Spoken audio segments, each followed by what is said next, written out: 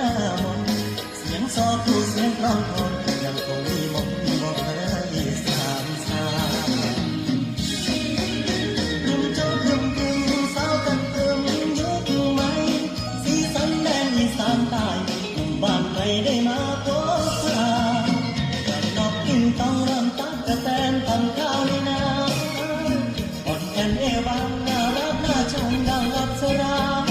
ดอกดินดินทุ่งกุหลาบอยากบอกเมียว่าบอก